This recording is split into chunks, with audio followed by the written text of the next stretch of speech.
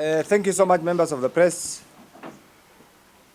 This is a statement by the press statement by the members of North Eastern Parliamentary Group. We, the leaders from Northern Kenya, wish to strongly and unequivocally condemn the recent inflammatory, reckless, and dangerous divisive remarks made by Governor George Natembeya of Trans Nzoia and Mr. Stephen KALONZO KWISHA concerning President William Ruto's crucial proclamation on 5th February 2025, which rightfully rescinded and scrapped off the long-standing unjust and discriminatory vetting process long imposed on Kenyans from Northern Kenya. The decision to abolish this discriminatory and unconstitutional vetting practice was undeniably overdue, and yet profoundly necessary as a corrective measure that reaffirms and protects the constitutional rights of all Kenyans, most notably those from Northern Kenya region and other border communities. Article 12(1)(b) of the Constitution explicitly guarantees every citizen the right to Kenyan passport, as well as unfettered access to any registration or identification documents, while Article 27(4) decisively prohibits discrimination on any grounds, including ethnicity, religion, or social origin. These constitutional safeguards are non-negotiable and should never be subjected to distortions of discriminatory procedures. Furthermore, it's crucial to underscore that the President's proclamation was not solely a measure intended for Northern Kenya, but rather a far-reaching reform that offers far-needed relief to over 14 border counties across the nation. This includes, unfortunately or fortunately, Governor Natembeya's Trans Nzoia County, which shares a significant border with Uganda, and you all know it. You know the population, you know how it is. One must question Governor Natembeya's apparent refusal to associate himself with the President's proclamation with the border benefits it brings to his own Trans Nzoia County, which shares a vital border with Uganda. Why then has Governor Natembeya chosen to direct his rage towards this positive impact this reform could have on his constituents, but instead unleash a barrage of personal attacks against the pastoralist communities? You can only speculate. Why will he do it? Is it because he is a product of the dreaded provisional administration, or because he has other motives? Why not even support issues that benefit his own county? That's a question that I think each one of every rightful thinking Kenyan should ask himself or herself. It must go on record that this fair and progressive process, as outlined by the President, offers far-reaching relief to numerous border counties, including his own. It promotes fairness and equity for all Kenyans, especially those in border regions who have historically had challenges of restricted movement and economic marginalization. It is perplexing that the governor, instead of celebrating this unifying step towards greater national cohesion and unity, has instead sought to sow seeds of division, foiling unwarranted hostility towards communities that stand to benefit from these reforms that should in fact be the cause for collective support, solidarity, and celebration. You're all aware. You look at across Kenya here, how many communities live up along the borders? Not only the Somalis. We have Tavetas along the Kenya-Tanzania border. We have the Luos in Kenya, in Tanzania, in Uganda, in Southern Sudan. We have the Turkanas in Southern Sudan, Ethiopia, Kenya. You have the Ormos in Kenya and Ethiopia, and many other communities. Why should it be an issue? And two, have we not all participated and voted for the current Constitution in 2010?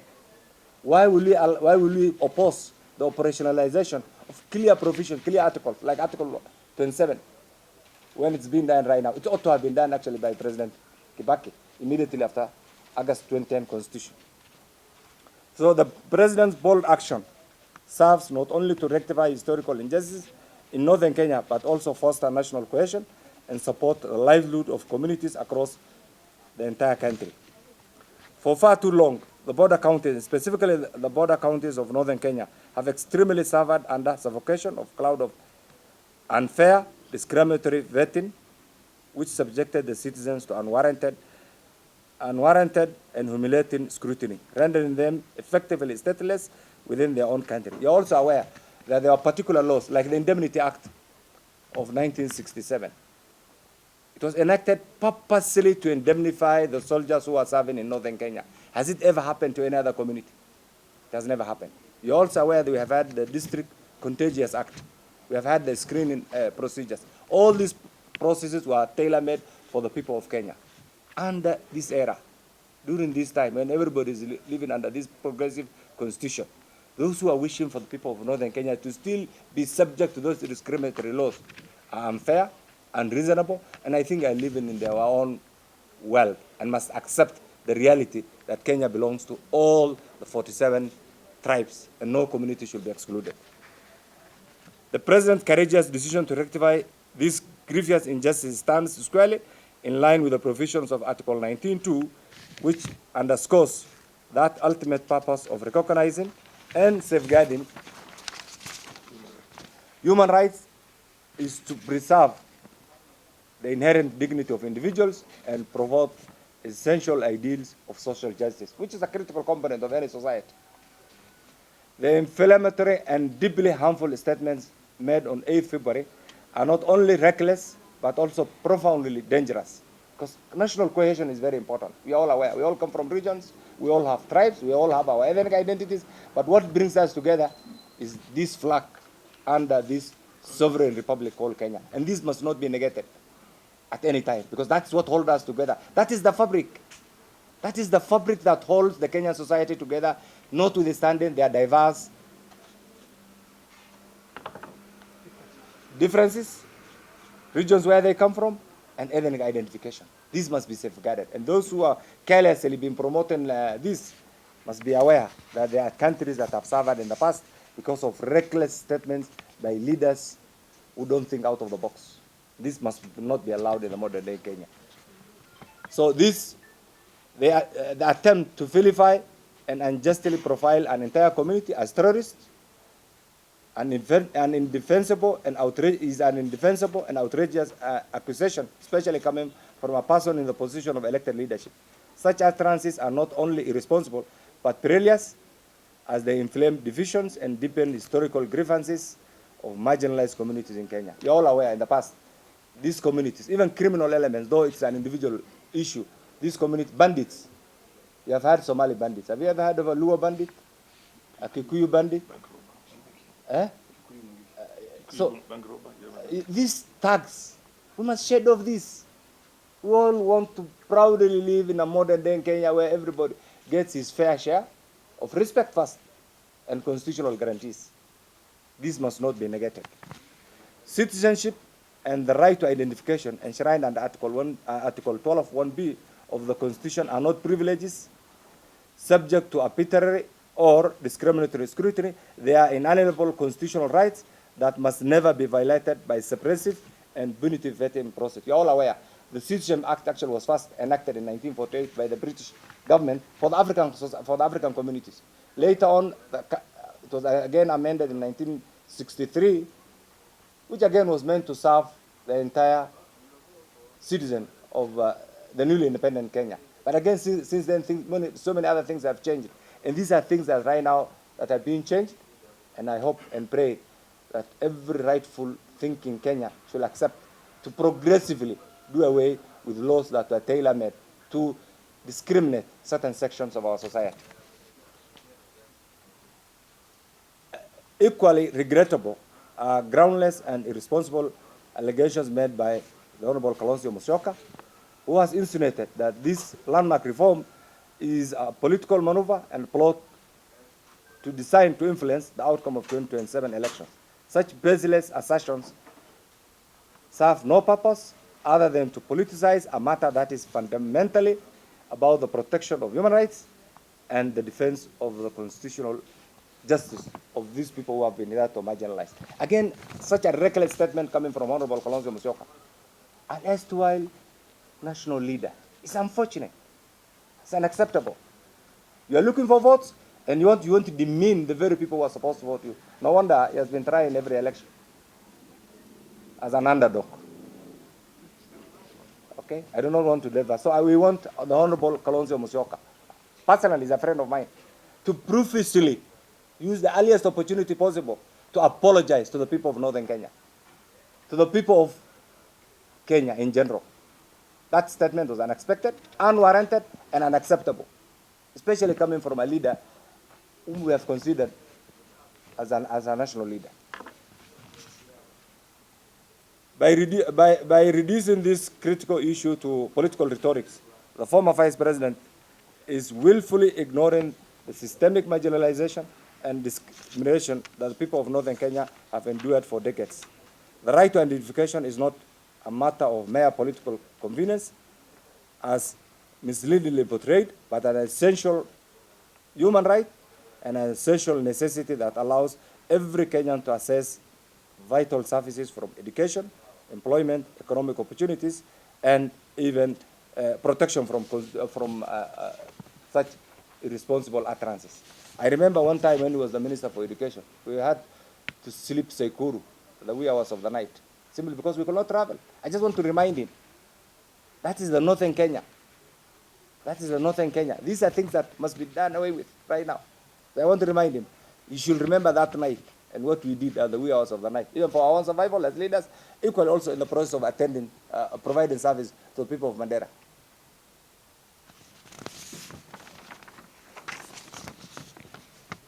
It's our collective and resolute appeal to all Kenyans to renounce such reckless and incendiary rhetorics which only exacerbates national divisions and threaten to undermine the unity we have so adversely forged.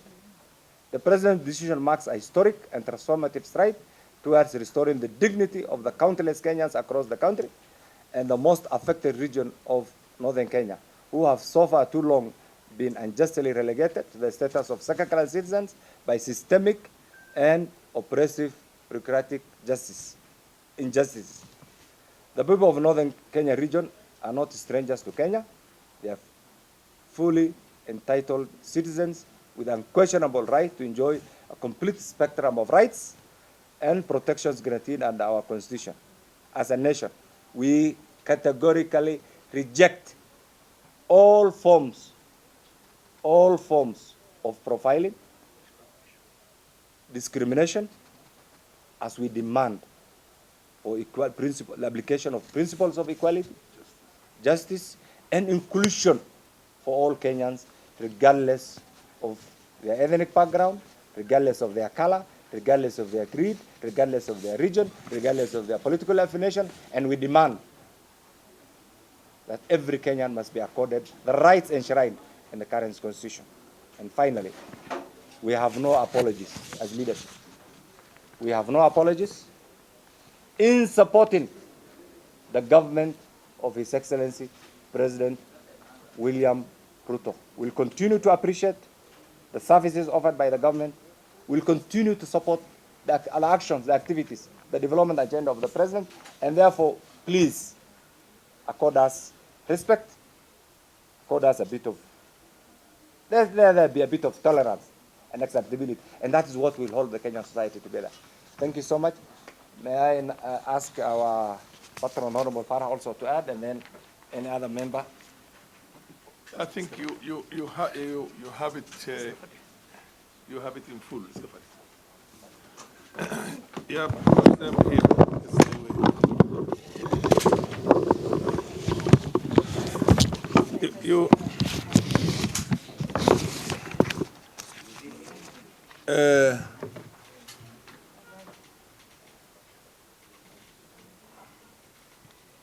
A lot has happened in our country for the longest. For the longest. I grew up here when somebody from Northeastern province is applying for a passport. It will be subjected to such a difficult process that people who served in the colonial civil service, in the King's African Rifles, and many other institutions in the country, in the police force, had problems getting those passports, simply because of discrimination. Now, this discrimination is akin to the apartheid of South Africa, because we are not coming from outside Kenya. Nobody's telling me Garissa is a county for Kikuyus or Luos or Luyas or Kalenjins or any other community. Or he's saying Wajir is a county for other communities, not Somalis, or Mandera, or Isolo for that matter, or Marsabit. Everybody accepts that these counties are our own indigenous, traditional, historical land that we owned for thousands of years. But again, somebody again thinks that you're not as Kenyan as anybody else.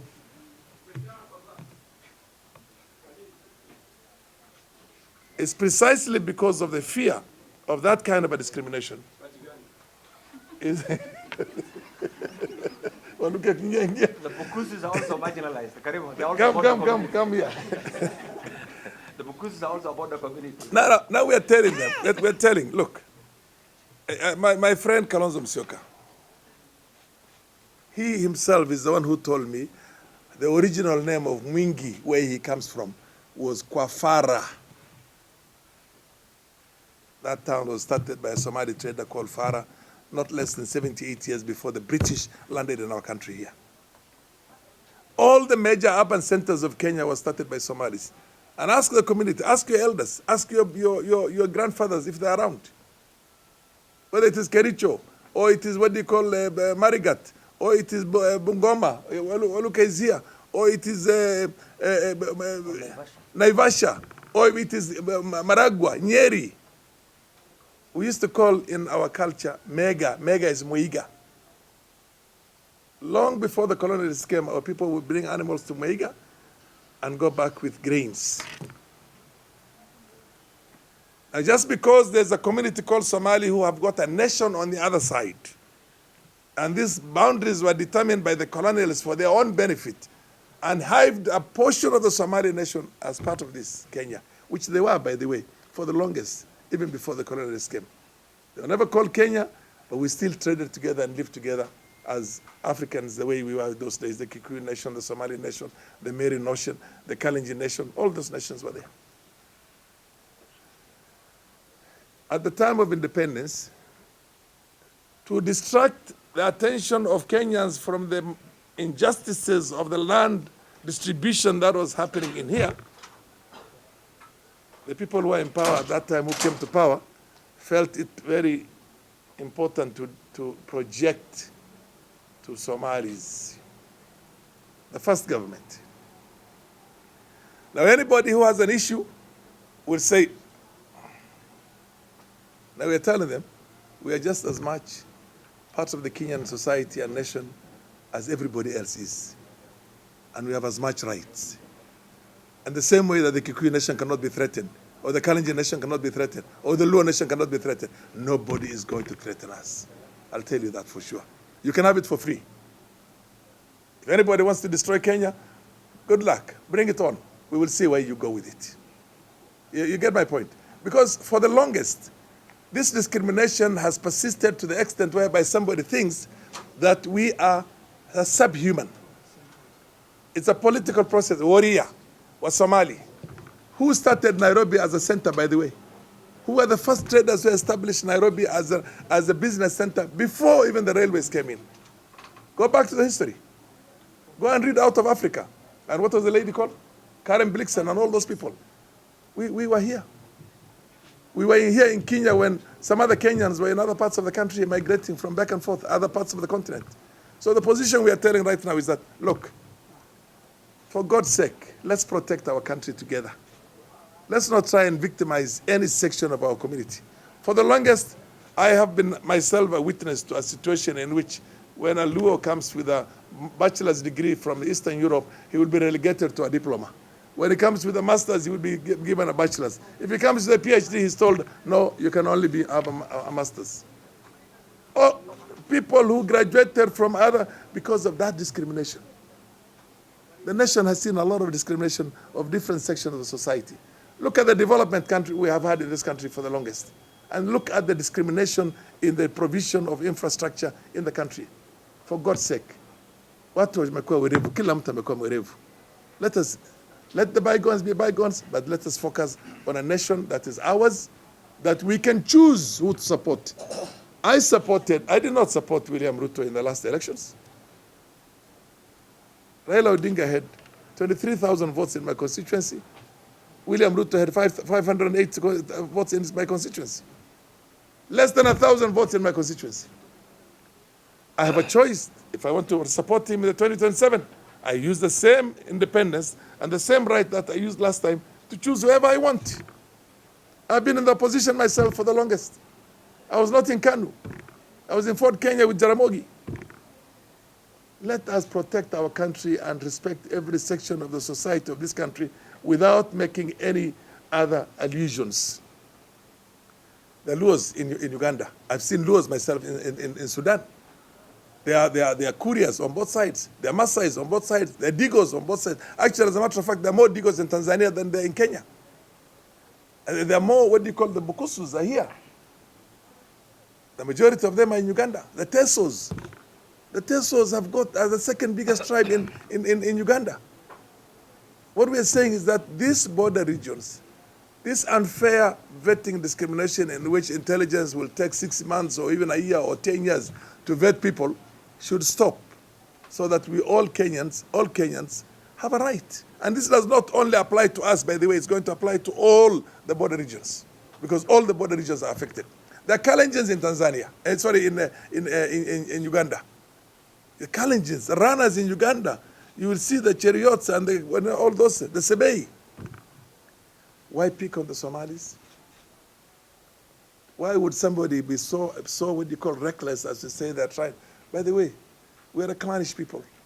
The Somalis of Somalia are there in their own country. The ones of Ethiopia are in their own country. You get my point? It's only Kenyans that you have here.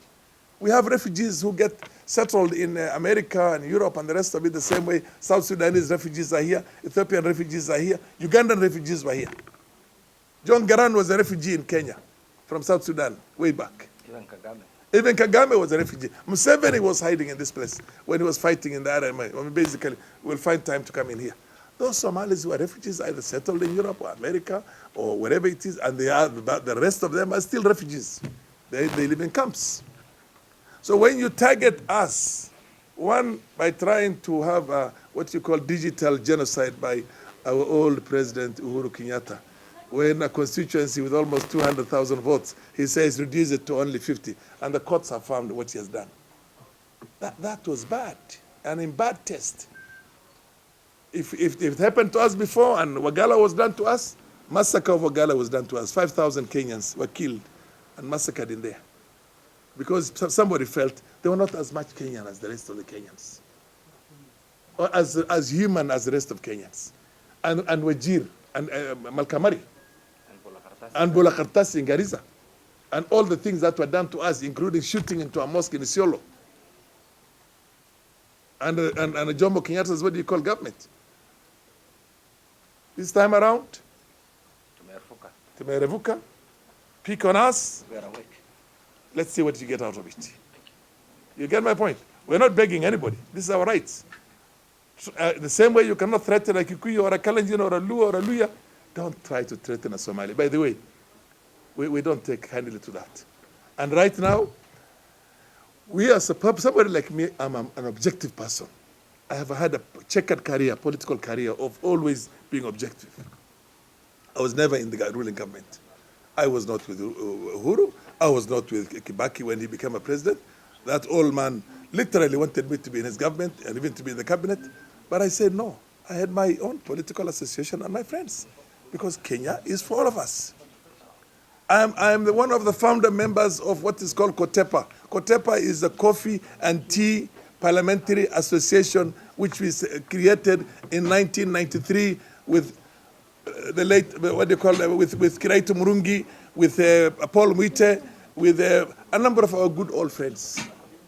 I was fighting for the rights of the coffee farmers in the mountain region and other parts of the country, and the tea farmers in Rift Valley. I was not fighting only for Somalis. So the point I'm trying to tell you is that, look, we are patriotic. We respect our country. We respect our countrymen. This is a message to our countrymen. All Kenyans will want to live peacefully together. shun the political thugs and crooks who feel that for them to achieve a certain political mileage, they can divide this country anytime. They created all post-election violences. All post-election violences were created by selfish politicians. We don't want that to happen again. Ask me why I support Ruto's government right now. I'll give you a raft of all the good things that they have done. You might have a different opinion. You're entitled to your opinion. I'm entitled to my opinion. You get my point? It's not that your opinion has got to be manifest destiny. It's like your opinion must be the opinion of the nation. No, that doesn't work, and it will never work. So the point I'm trying to tell you all is that, look, let us protect our country. What is being done to us right now, indeed, yes, is an injustice. People should be hailing this. The same way apartheid was dismantled, to say, thank God, the media particularly, apartheid in our own country is being dismantled now. There's no discrimination. The people of northern Kenya are having rights just like the rest of the country. Thank you very much.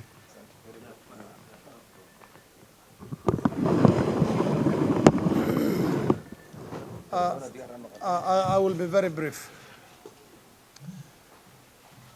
All we are asking for is to be governed just like every other Kenyan community and every other region in this country. We are asking to be governed according to the laws governing the people of Kenya and not have unconstitutional practices like the vetting for ID cards imposed upon us.